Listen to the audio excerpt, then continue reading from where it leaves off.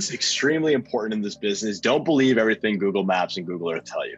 Okay, because those pictures might have been taken in '07, they might have been taken in 2019, they might have been taken in 2013. These are extremely variable properties, and you need to make sure that you have someone trusted who's going to go look at the asset.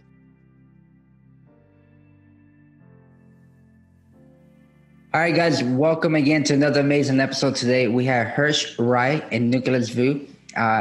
They are managers, general managers at the Veteran Pride Group, fresh out of the Naval Academy. So we have some active duty service members here. One of them is a cybersecurity individual, and the other one is going to go off to pilot training.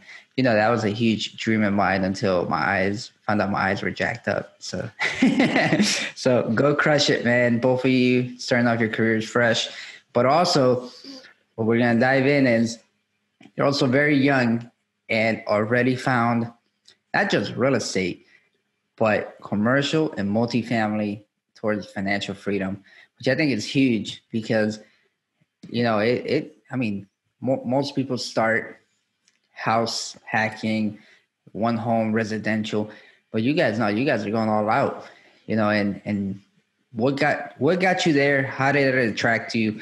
And yeah, tell us that story. How did you get into it? Well, yeah, thanks, Oscar, Darren, for having us on here. Yeah, you're totally right. Actually, that's the first thing we looked at in real estate. When we first heard about real estate, we looked into VA house hacking, and that was pretty much our entry point into multifamily investing. So first of all, we never thought about someone my age and our experience could ever invest in apartments. We just thought, hey, may as well go buy a new house and the first duty station and live in it rent free. And that seemed like a very viable strategy and something we actually still want to pursue in the future. But it wasn't until we met a man named COLBY Bowers. He kind of introduced us to the realm of commercial multifamily. Kind of took us under his wing and started teaching us all about the business itself. And we started off as like basic underwriters for him, where every single deal he looked at, we looked at first as like a first glance, and then we sent it off to someone a lot more experienced than us. And she kind of just walked us through it, taught us what we did wrong and right. And over this iterative process, got more and more involved in the business. Now we do more than just underwriting. We do every aspect, including asset management, capital raising, and that stuff. I heard you would like to add stuff on that. Yeah, sure. So I can backtrack a little bit, you know, going back almost a year ago now. You know, we were at the dinner table one day and I was like, Nick, we have way too much time on our hands. You know, I mentioned, you know, we came straight out of the academy, came to grad school, and, you know, we were working on our research and we were doing all the academic stuff, but, you know, the normal program or the normal schedule that we used to maintain of waking up early and then going to bed whenever we were deemed to do so was non-existent. You know, it was our own hours, our own time being in this role in grad school. So I had always looked at alternative investing, you know, aside from the regular stocks, bonds, and mutual funds. And I went up to Nick and I said, hey, what do you think about real estate investing one day at dinner? And he was like, I know it's a great way to make money, but don't you need a lot of money to do it? So I said, you know, well, listen to Bigger Pockets. We started to look at active duty passive income. You know, with the military house hacking book, again, like Nick mentioned, we figured out that Indiana is a great market. You know, I mean, you guys own in the Midwest. So, you know, we're also looking in the Midwest, and we decided, all right, you know, let's look at student rentals. Luckily, we didn't get into that now with the whole COVID-19 situation with student rentals and college kids. But, you know, looking into it now, you know, like Nick said, we were brought into the wing by COLBY, who's a 23-year veteran in the Air Force, and he's doing this full time now. So, you know, learning from his vast experience and, you know, allowing us to join his team and learn the business has been really, really paid dividends for us to arrive where we are today. That is amazing, guys. So let's talk about that experience with ADPI, because I'm a huge fan. You know, we've talked to Tim Kelly in the past before. You know, at least our interaction with him has been nothing but amazing, right? Did you end up going into a mentorship with them as well, or how did that work? Yeah, sure. So shout out to Jun Shin, class of 19 at the Academy. He's actually the one who got me interested into ADPI, active deep passive income. We had talked about it frequently over the summer of 2019, you know, both being in Annapolis and, just being classmates, and got introduced to the platform. Didn't really take a serious look at it until I got to Purdue. And, I used to just read the forums, didn't really make any posts about myself, just kind of browsed it. I added Nick later into the fall as we both started to venture into our own journeys. And, active duty passive income is where we actually started our journey with COLBY, and Nick can get into that. Yeah, sure. So like we considered joining like the mentorship program and looked into that, but we kind of just ran into a post by COLBY. It was actually a very random post. It was his first comment ever on the platform. I think the post was asking about where people like invest in, and he kind of mentioned a market he was interested in. And just from that single post had like a giant paragraph with tons of information. And I just liked how he was so open about it. Like a lot of people were talking about underneath it, oh, hey, keep this a little secret, something like that.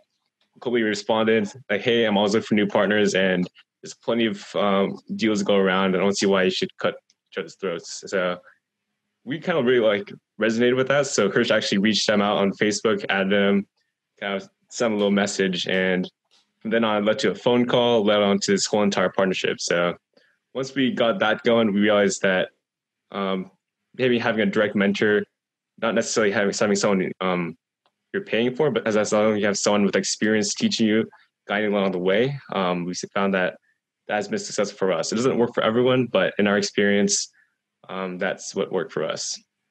I think as long as you could add value to the team, like the big thing is that I think you can either join a team by paying for a subscription and a mentorship service, or you could have a way to help that team out in any way possible. So for us, it was underwriting and later on future stuff.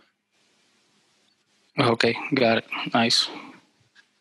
What are you gonna say, Jeremy? You were like, why? Like 3 times? No, I was gonna ask. It's like I was gonna ask, and you answered the question before I even asked the question. I was gonna ask. It's like, why do you think that he brought you guys under the wing, and what type of value you answered that you do the underwriting, and the fact that you approached them, and probably the personalities were compatible and all that stuff, but you answered that question. So let's talk about a little bit about you. You met him, and then you started learning more about that process. And I think you're absolutely right. You either pay to play, or someone actually takes you under the wing. But somehow you need to pay somehow with value, right? So for you guys, I think that's amazing, and I think part of it is because you're young too, and you're eager to learn, and you're coachable, right?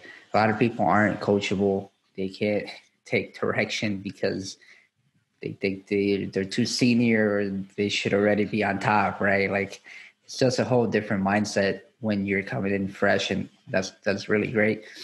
So did you guys from there, establish a company or just a work relationship? How does Veteran Pride fit in? Sure, I can highlight on that. So, Veteran Pride Investment Group is actually the firm that COLBY headed up and he started. Gotcha. So, with Veteran Pride Investment Group, COLBY has started that company back in 2017, shortly after he retired from the military. And, their large mission is to give back and donate to veteran homelessness and first responder charities. Currently, they're donating about 20% of their profits to that. And, that mission really resonated with Nick and I. Being part of the military, coming from, first generation American backgrounds, immigrant stories, being able to give back to those who provided for us really, really struck us and, aligned with COLBY's mission and his values. And that brought us under his wing into joining the company, as underwriters to start out with, and then evolving into a full-time partnership where, any deal we bring is our deal. It's his deal. Any deal that he finds is his deal, our deal. And, it goes both ways. We have a mutual respect with each other that's just grown from the time that we started this relationship back in last December to now. Sweet, man. No, that's really great stuff. So let's talk about your deal flow and how you proceeded from there to provide that value, because you're also underwrite, you're also doing deal flow. So what was your thought process, and where did you even think of doing? Because I know we've talked about it. Where did you even think of doing that? because that's something we've done in the past, but we had to do research. How did you stumble upon it? Sorry, can you I kind of misunderstood the question, I guess. So you're asking about how we get our deals, or how do we get into finding multifamily deals? Well, yeah. So, previously talking with Hersh, we talked about, how amazing your deal flow really was. And it is impressive to see how much of it, how quickly you got so many deals, right? Especially in Indiana. Talk a little bit about the process of finding the deals and actually, getting them under contract, because from what we talked about with Hersh, that is a strategy that's used, but it's not as common. And I even went back and asked Hersh, like, hey, just double checking, where did you get your list from? How are you doing it, right? Because I want to compare and learn from you guys, because you did something right? And it doesn't matter if you're new or you're old, you did something right. So how did you find your path? How did you figure out that was a way for you to do it? And tell us a little bit about the process. Yeah, so I can start with this and then Nick can follow on. So, like we talked about in our previous discussion, being in the Midwest, we had found out that this is one of the best markets to invest in, right? Everyone says the Southeast, everyone says Florida, Texas, but, the Midwest is commonly overlooked, just because it's not insane rent growth. You're not going to have a $500 rent bump in 1 year like you might in San Francisco if Facebook decides to build a new hub in Menlo Park, right? But we decided that, since we're in the Midwest, we might as well use this opportunity to start looking at properties. And, when Nick and I first had started, before anything with COLBY, we had learned the process of, pulling different lists from local tax assessors' offices. Those have been, the greatest forefront that has led us to find deals. That's how we started. So basically, we had started at the Tippecanoe County, which is where West Lafayette is, which is where Purdue is. And from there, we were able to get a list based on, different tax codes of the city. At first, we were starting with residential multifamily, so 2 to 4 units. They have those listed. We pulled that list. We learned how to do skip tracing, just the basic how to skip trace an LLC, go on the state secretary's website, being able to identify the owner's phone number and their address. And, the way that Nick and I initially started was we used to send out a letter. A personalized letter. We would sign all of them. We would date all of them. We would address all of them, and then we would send them out. And then, since we already had those phone numbers skip traced, what we would do is we would, skip trace those numbers and call them about 3 to 6 weeks later. And we would say, hey, my name is Nick Vu or Hersh Rai, and, we're calling and this is what we're looking for. You'd like to tell us more about your property. But what we realized is in this process is that, we don't always want to be asking for something. It's also about learning and developing relationships, so talking with Oscar, it was, we were able to connect with the largest developer and property owner, I think in all of Purdue. He's a 1998 grad from Purdue, and he has massively grown his real estate empire. We were able to connect with him and actually walk through a deal with him. So, it's just about fostering the connections, asking people about what their experiences is, what kind of relationships they've formed in the market. That's really helped us capitalize on our relationships and our deal flow. And I think Nick can talk more about the multifamily perspective and where we are now. Yeah. So I guess most of our deals that kind of look at were from these off-market deals where we find these properties, skip trace them, and contact the owners directly and try to get them to sell direct to us. I guess recently we have started getting more involved with brokers. We actually realized that a lot of brokers don't take you seriously until you meet them in person. So when we actually did due diligence for a property that we just went through, we had the whole entire team come into Indianapolis, and we set up pretty much in between or even after our inspections. We would have these lunches, coffee dinners with various brokers in Indianapolis. And I meet them one-on-one. We got to see them in person, shows them that we're serious about this market.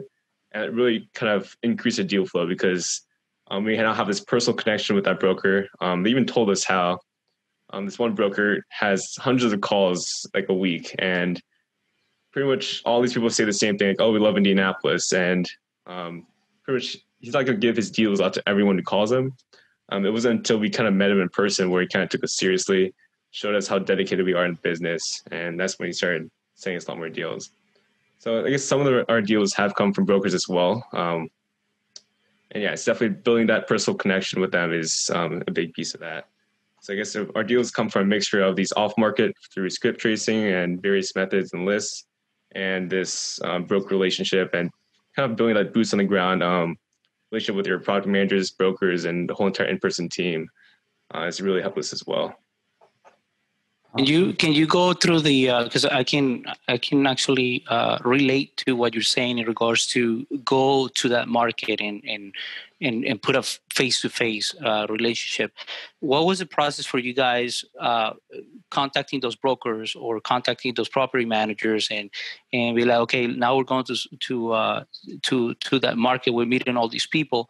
What was the process for you guys to do that? Because we deal with that and we are distance investors, right? Long distance investors, and there's a lot of people that do that too.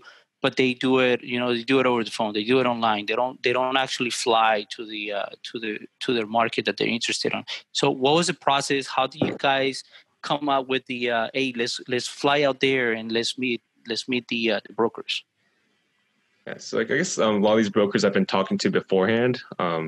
It's actually one of the brokers I got connected through a property manager. I connected through a phone call off of LinkedIn, actually. So it just kind of adds on to the fact of how important building that network and those relationships are. They lead to kind of accessing those networks as well, and it really expands your breadth for just contacting maybe a single person. So I guess some of the brokers I got in contact were kind of referrals through different people, and I guess other brokers. You could also look up, I guess, on LoopNet, a list of brokers in the area. Maybe sort by maybe the top brokers in the area and just call them, I guess. But I guess from our experience, and it wasn't the people who've been referred to had a lot better connection. And once I had the email, phone numbers, I was able to email them before we headed out and schedule that call. And I guess because we had that kind of basic introduction before, they were able to take me more seriously and actually meet us in person. Hersh, if you want to add on.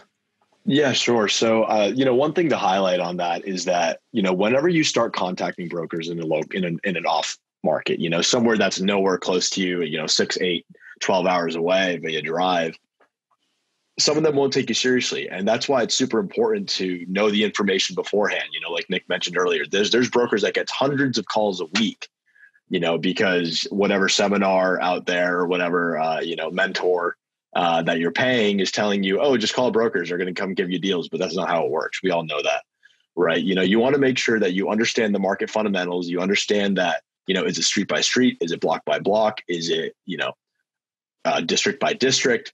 What is the population growth? Where are the areas happening? And, that's where it really comes down to, who have you talked to before the broker? Do you know someone in the market? Have you been to the market before? Is it in your backyard? Is it somewhere that you grew up? These questions are ones that you want to consider before you even pick up the phone and try calling brokers. And, having that established relationship and saying, Nick and I are on the ground. We're in Indiana. We can come drive down in an hour and come meet you guys.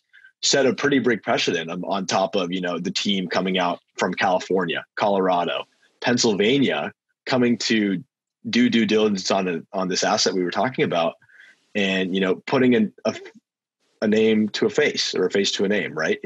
It establishes a credibility and a rapport with that broker beyond what a normal person might do, because how many people are going to take the time and the energy and spend the money to fly out? Not everyone's going to do that. So you need to show that you're serious and that you're dedicated in this business. Otherwise, nobody's going to take you seriously. I mean, we're 23 years old, and Nick and I have tried to set ourselves apart, but again, it's very difficult because brokers are very respected in what they do. And, everyone wants the deals that they get, but you need to prove yourself.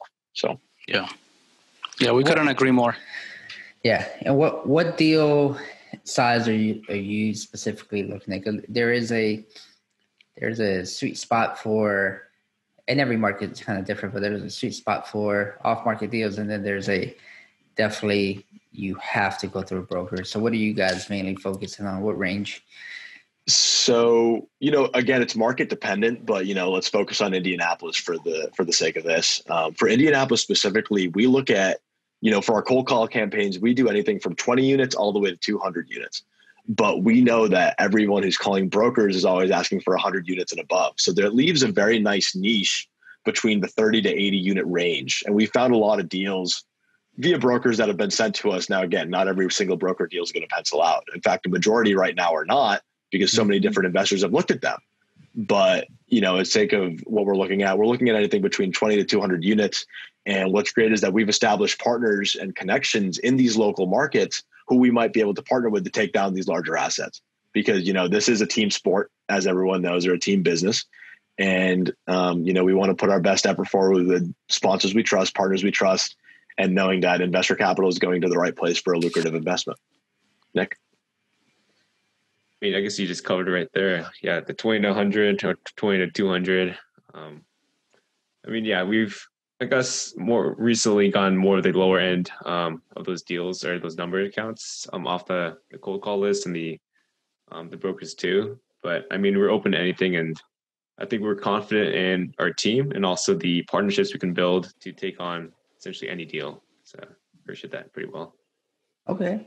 So you guys mentioned you had, I remember last time, several deals under contract or going into contract, due diligence. You know, let's talk about maybe one of the deals and, you know, just mention, hey, how has that due diligence gone?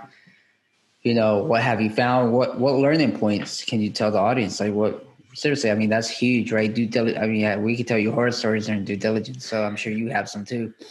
You know, just some nuggets there. I mean, just the property we just looked at right now, where essentially, I'm a 39 unit in Martinsville, Indiana. So just like a little sub-market, tertiary market of Indianapolis. We just had under contract and actually just got out of it today. But that's what we did due diligence for here in Indianapolis. And I guess there's a lot of pros and cons of getting these off-market deals and these mom and pop shops. So typically, or sometimes, some of these people are not really well versed in, I guess, real estate investing. This person owned it for maybe 28 years, and he's kind of what we describe as your typical slumlord, where he didn't really take care of the property at all. He just saw it as a easy cash flow, easy money every single month. Not really caring about the maintenance and the upkeep of, and even the livelihoods of his tenants. So when we saw the property, there are a lot of things that kind of stuck out, like a lot of things that the seller wasn't really straight up with us. He kind of hid a lot of aspects of it and told us things that weren't really true. Like, oh, we replaced the roofs 10 years ago, but our inspector and the roof inspector said all the roofs need to be replaced. So there's like all these damages and these little kind of half fixes that he did. And we kind of walked each unit, noticed like rotted subfloors, roast, like cockroach infestations. There's really like a former meth lab that they kind of try to hide in one of their units too. This is, I don't know, we did our due diligence. We even met with the like local police chief, talked with the fire department, talked with the city board, and we kind of built that relationship with the county themselves. And they, even from that, they kind of gave us tons of information on the property because they've been to this property many times before, which is also another red flag. The chief of police talked about it a good amount. Even the deputy chief, he's like, "Oh, this is the one actually we arrested that person before." So just during due diligence, we kind of, it was great having us all there, and we kind of it would have been a great deal if the seller was upfront and if all the things that he said were true, were actually true.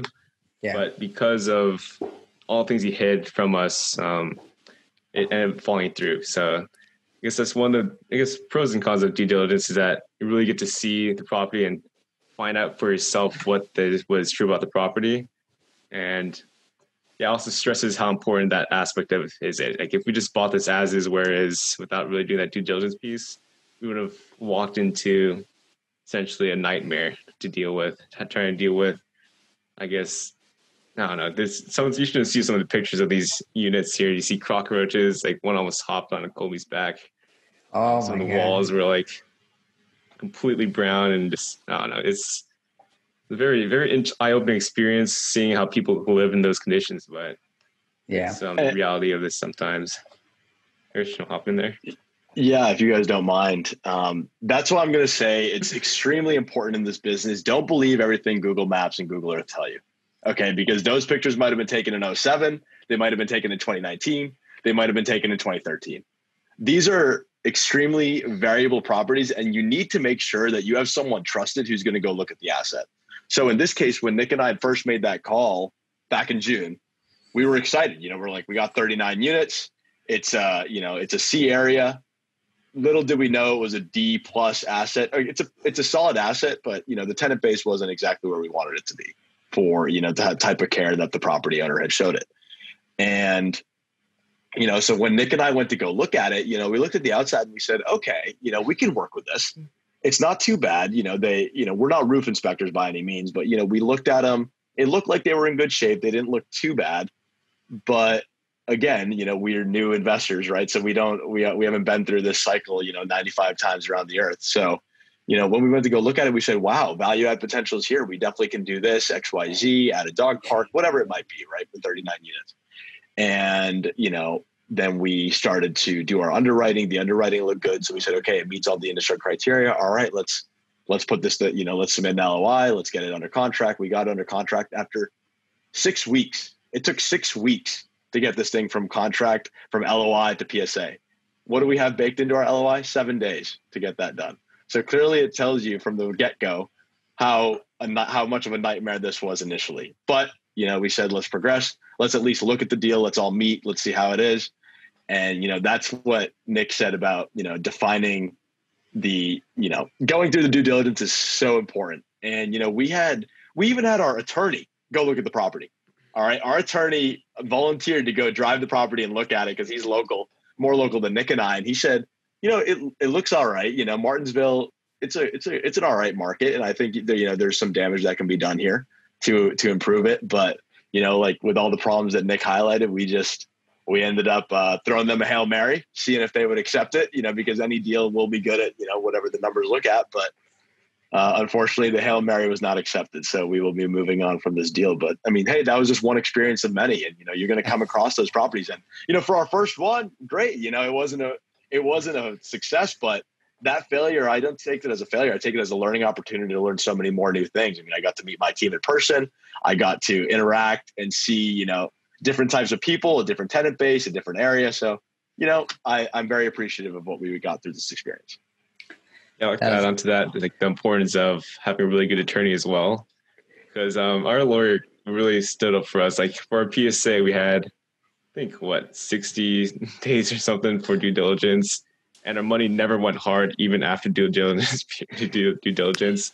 So we had like almost no, I guess, real risk on our money being lost besides maybe lawyer fees and inspection fees. But yeah, nice.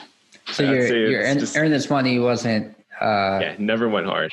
No, all right. No. Yeah. I mean that's good, and that's something that we make sure we do too, because a lot of times, I mean, people just make money off of getting under contract. Like, like they'll just do that, and then that doesn't work. But what you'll see though is it's interesting, right? A lot of these broker deals that are really good, right? Let's say you get a broker deal, you're going to have 30, 40 bidders on it. And, the top guy is going to put $200K hard day one, 45 days, 30 days to close. And it's like, how can you compete with that? That's a question that, you can't, right? Small shop buyers, you can't do that. So, that's why these off market deals are so important, as you guys obviously know. So, and it's not an easy thing to do, especially right now. I mean, we're seeing a lot of, compressed cap rates. I think I told you that last time. So it's a weird market, right? I mean, a lot of people are saying we're in a peak. No one has a magic ball, but you also don't want to buy at a peak, right? And that makes it a scary thing, because if you do, you're at the wrong end of the coin.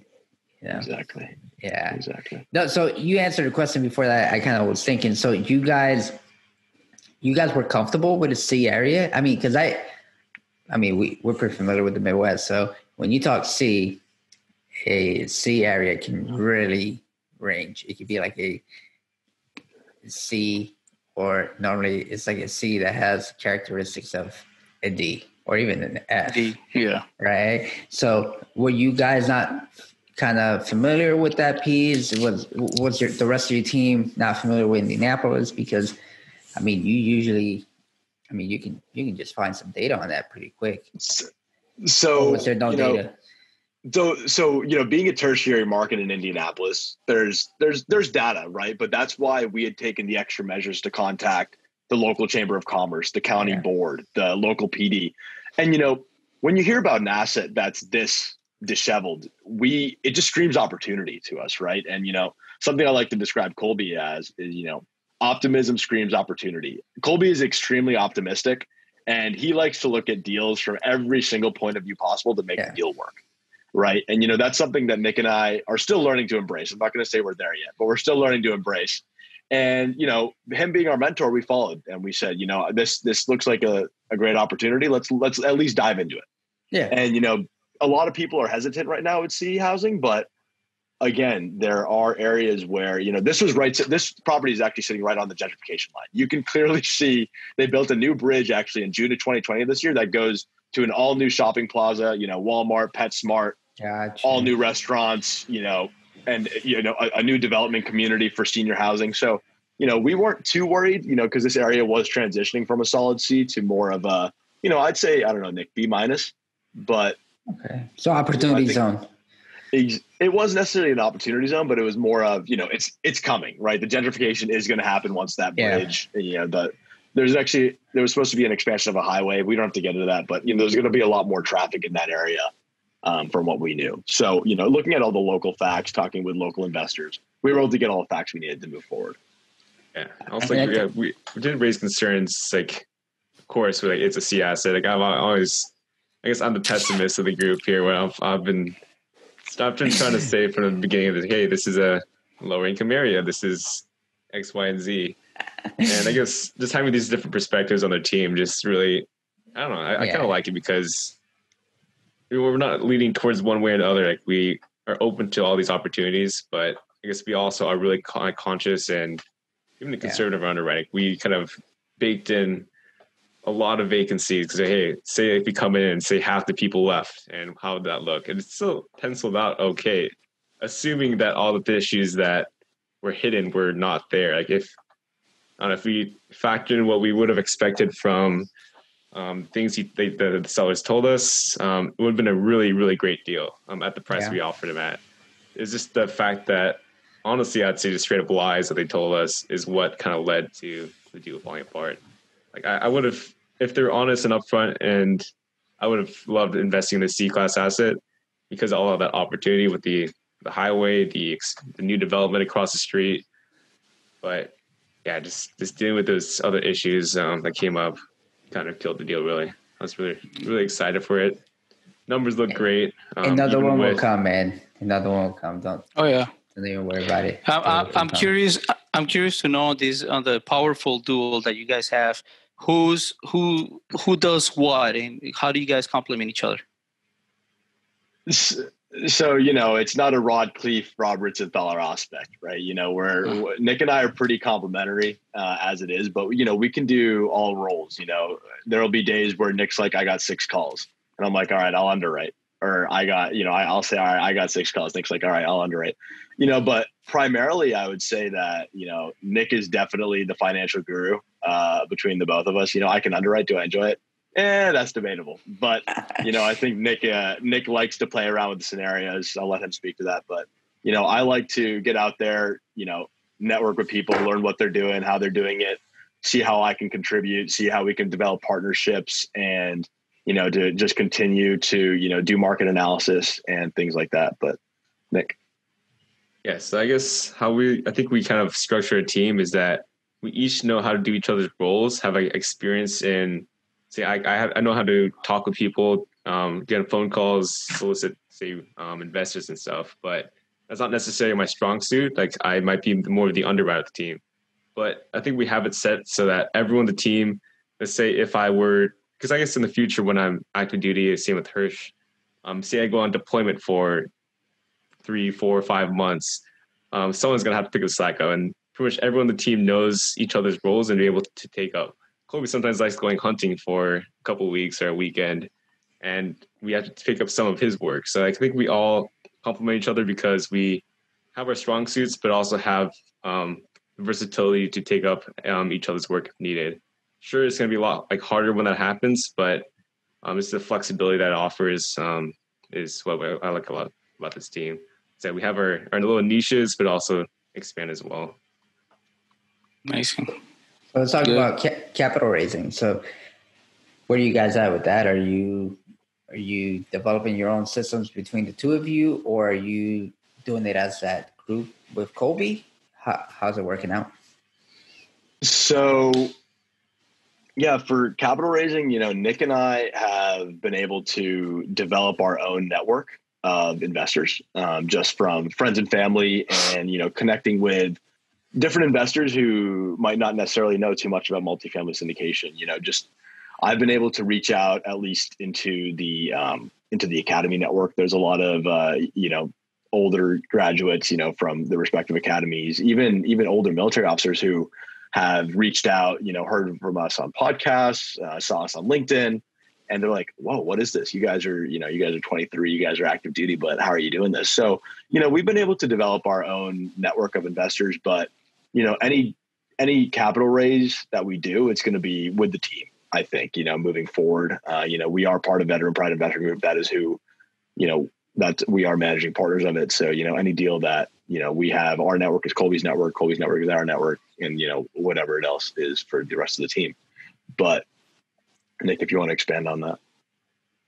Yes, I guess we've, like you said, mentioned friends and family is a big one, but just reaching out to various people on things like LinkedIn. We're trying to connect with certain higher net worth individuals and kind of educate some of these people about different aspects of multifamily investing. And we also try to host our webinars also, and that has brought in a lot of people from different backgrounds. Some people who not really necessarily understand what everything we're talking about, but kind of brings them in and allows them to network and also learn more about the business and get more comfortable with investing. And some people have reached out because of that as well. COLBY definitely does have his network and pool from his previous experience and previous investments as well. And he's definitely been able to tap into that network. But for Hersh and I, we've done a lot of our own methods of reaching out, whether it's attending different local meetups, trying to hop on meetups in different states and different places as well. And especially with COVID-19, there's a lot of these things that are online. So a lot of networking events are through Zoom, and I've met a lot of people through various networking events who are interested in investing, and that's just definitely helped a lot. Cool. Here you guys. So we're getting close to the end here. How, I normally ask this about people who balance families, but how are you balancing your work, your undergraduate stuff, everything you're doing, right? I mean, that's huge. Yeah. So, being in graduate school, Nick and I are both actively working on master's theses on top of classes, on top of real estate, on top of long distance relationships. The list goes on, right? But, what we learn, or, being in the military, you learn how to do effective time management to the best of your ability. And, it's something we learned coming out of the academy that, you need to be able to time block for what your passions are. And, whether you have to wake up a little earlier, whether you have to go to bed a little later, you're able to set aside the time you need to put towards what you need to do. Now, again, right, we're not doing active duty careers right now, so we might have a little bit more time than you guys, right? But you do have to realize that, if you're passionate about something and you really want to make it work, you're going to make the time and the effort to do that. So that's how we've been able to balance it out. Class time is class time, academic time is academic time, work time is work time, and play time is play time. Playtime might have to get cut out, in order to get everything you need to get done. But it is important to also, take time for self-care and, to step back when you need to. I will definitely emphasize that at any age, not just being old or young. So. Yeah, absolutely, man. German, you got anything else? No. I love it. I was gonna go. As a matter of fact, I'm curious because you said that that you're probably not as busy as we are. Being active duty. How are you guys planning on managing that? Whenever you go into the active side, deployments and PCSing and all that stuff. Sorry to cut you off. Yeah, so I guess we've had lots of talks about this with our team. So for one thing, Hersh is going on a short tour next, so he'll have some more free time. And also I'm going to a training command, which will definitely be a lot more busy than here, but might have some brief periods right there. But I know Colby is a full-time real estate person. David is also he's kind of transitioning to that full-time real estate position. So I kind of rely on our team. We kind of understand where we're at. Like Colby, as a former veteran, he understands that, hey, we're young officers. We have to do these obligations and kind of start off our military careers as well. So he kind of understands our situation. Monica and David, they don't exactly maybe understand the military lifestyle, but they understand that, hey, we might be a little bit more busy than usual. That's kind of also cool how me and Hersh kind of bounce off each other as well. Like, sure, maybe in the team, I think each of us combined could do the work of a single person, if not more. We've definitely done that, hopefully exceeded expectations in the past few months. But yes, I guess we kind of rely on our team, rely on our partners, and kind of being transparent. Like, yes, I'm going to be busy here, but hopefully I have some time on weekends. Maybe I have time before, after work, or just find a way to make it work. Like Hersh said, if you're passionate about it, you'll find some way to make it work. Absolutely, guys. Yeah, and just keep that in mind because you both are going into very serious jobs, very demanding jobs. So I mean that. Yeah, but with that said, we wish you the best. And exactly. Yeah, you guys are gonna crush it. Just go at it, right? I mean, the same energy you put into that. Just don't get married. No, I'm joking. wait until you're like 30, 35. In all seriousness. Nah, man. Do whatever you want. But your time will be sucked. All these long distance relationships, do real estate first. I'm joking. Yeah. Well, guys, it's awesome to have you guys on. Could you tell the audience where they can find you? Sure. I just want to say thank you so much, Oscar and German, for having us. It's been a pleasure. To find me, this is Hersh. You can find me on LinkedIn at Hersh, Hers, space Rai. I'm the only one you're going to find on LinkedIn, so it shouldn't be too hard. Or you can catch me at my email, HERSH at RAIVU capital with an A.com. So thanks. Yeah. Yes, I can also be reached on LinkedIn, Nicholas Vu, Nichlas, last name Vu. There's going to be a few of them, so maybe throw in Navy or Purdue. I just found you, so it was pretty easy to find. So I guess pretty easy right there. Hopefully you have some mutual connections in the real estate business here. Yep. But you can reach me by email, Nick, Nick, at Raivu Capital, RAIVUCAPITAL.com. You guys have a webinar, right? Yeah, yes, get that's it out true, there. actually. So Veteran Pride Investing Group, if you check our website, veteranpride.org, there's also a link to the webinars we have, recordings, and also the future one. So the veteranpride.org/webinar will take you to the sign up link to our next webinar, which is actually next week on Monday. So awesome. Yeah. So one more pitch about the webinar. It's called the Moves Meetup. So it's the multifamily opportunities via values, education, and socialization.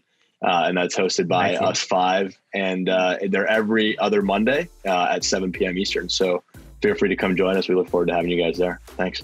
Are they recorded? Are they recorded so people can go and see previous webinars as well? They are. All the information's on veteranpride.org. Yeah. Awesome. All right, guys. Well, thank you so much for coming on and sharing your story, your adventure. And we look to seeing great things from you guys. And for the audience, leave us a 5-star review. Show some love. Thank you so much.